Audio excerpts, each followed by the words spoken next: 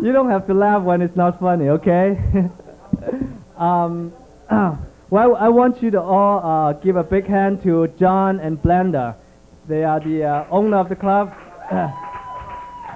Very gracious of them to invite us to here for the comedy night. Okay. Well, let me introduce you. For those who don't know me, let me introduce myself to you. My name is Dennis Phun. Dennis is my first name, and Phun is my last name. It's spelled P-H-U-N. So for me, Phun is a four-letter word. Yeah, but I don't have much fun. I'm Chinese. And Chinese don't do much for fun. We're not even supposed to have sex. That's what my father told me. And I always wonder, where do over 1 billion Chinese population come from? Made in Taiwan? But my father has this to say. He said, having children is hereditary. If your parents don't have any, you don't have any.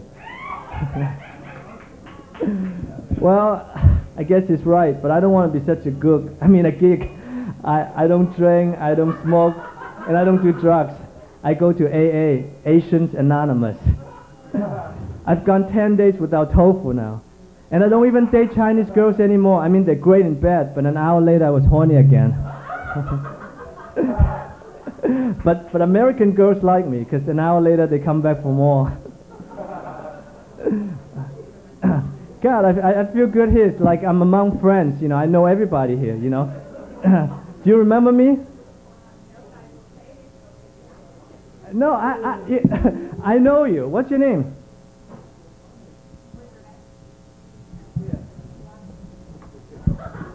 Roberta. Now you remember me?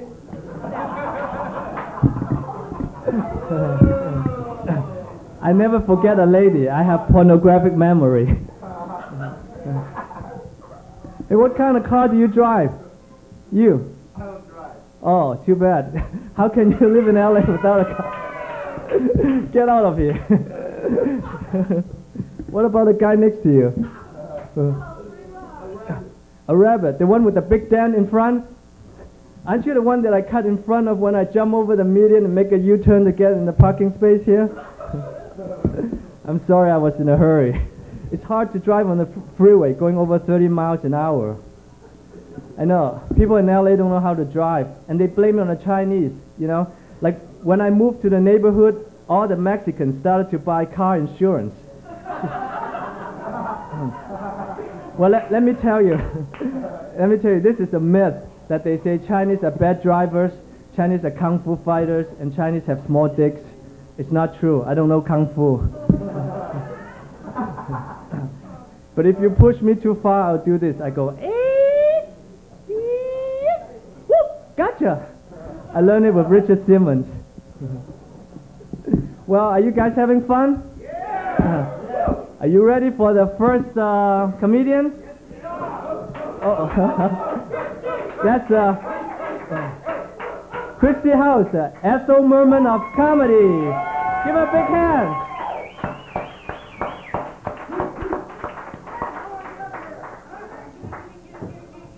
Boy, do all you people know me or what? Hi, everybody. Okay. Sir, can you do me a favor here before we get started? Can you see my feet? I mean, do they look all right to you? Because frankly, I don't think I've seen them since puberty. Some of you may have noticed that I have rather large breasts. Am I in a sound hole or what? Thank you! They love applause! And you know, they do. They get more attention than I do. I mean, sometimes I think they ought to get their own introduction, you know? Live on stage, folks, it's Hefty Lefty and Mighty Righty! You know, but there are a lot of things about having large breasts. Like, for instance, volleyball. Do you bump over them? Do you bump under them? I've never been able to figure that out. And, of course, my only problem with large breasts is that the rest of my body grew in proportion to them. Well, so there are a lot of people here tonight. I'm kind of surprised. I mean, aren't you afraid you're going to miss the war? I mean, I'm taping it, so if anything happens, we can all go back to my apartment and watch it.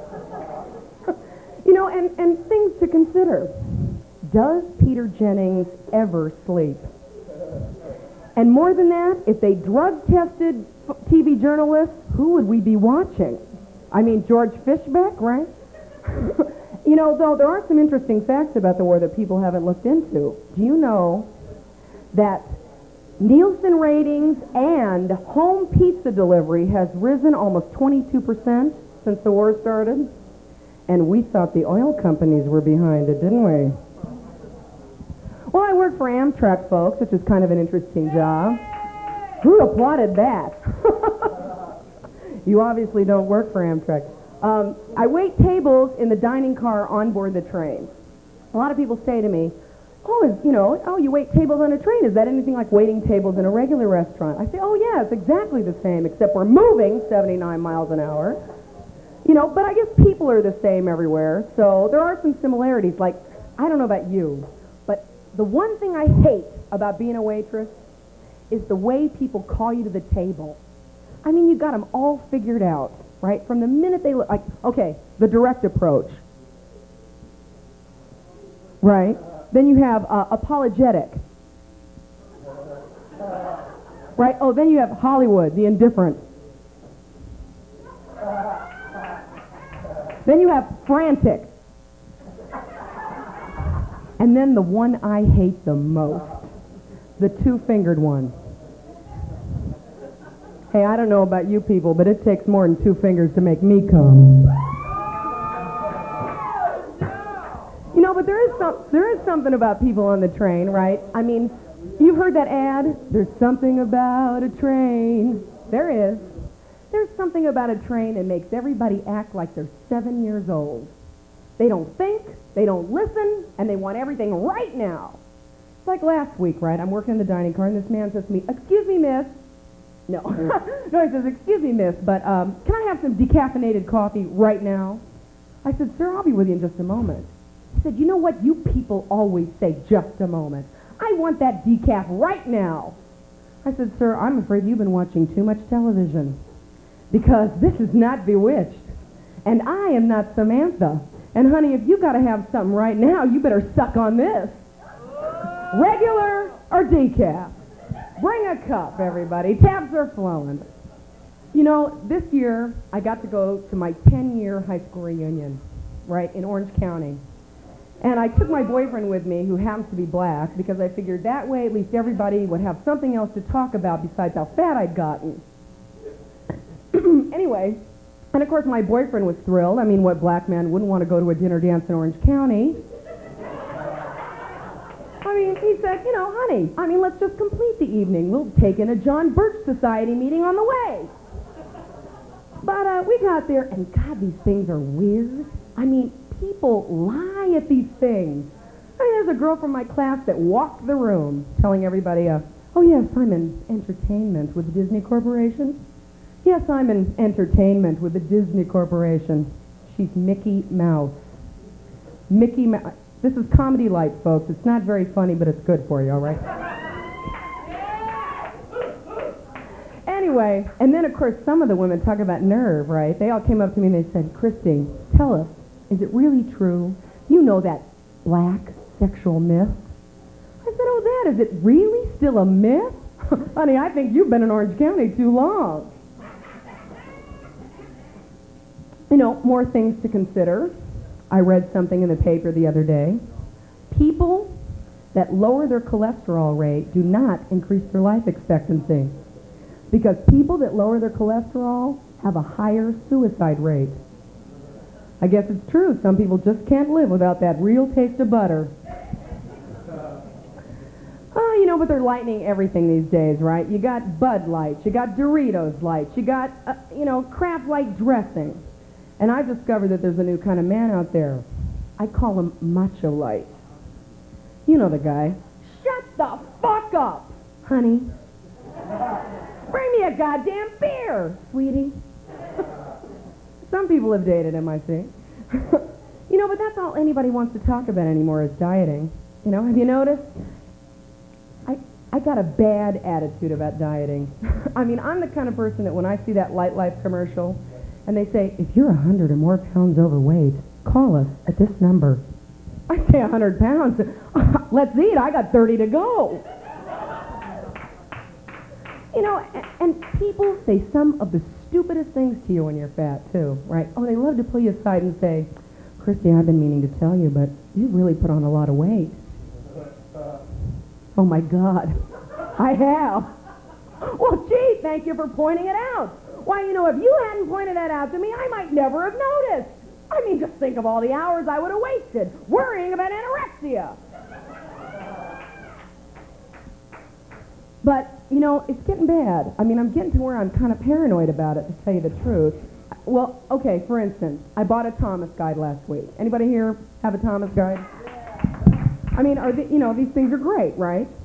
Except I've gotten too paranoid to use it. Because I noticed that I can take almost any page, lay it across my stretch marks, I get a perfect match, right? Oh, look, it's Sepulveda Boulevard. Oh, look, downtown you can see the high rises, right? But you know, it's a great reference guide for sex. It's a great reference guide for sex. I'm serious. I mean, you go, oh, baby. I said Laurel Canyon, honey. Oh, no, hit the interchange, honey, hit the interchange. I'm sorry, baby, but that's an off-ramp. Thanks for having me, everybody. It's been a pleasure being had. All right, Kristi House, let's give her a big hand.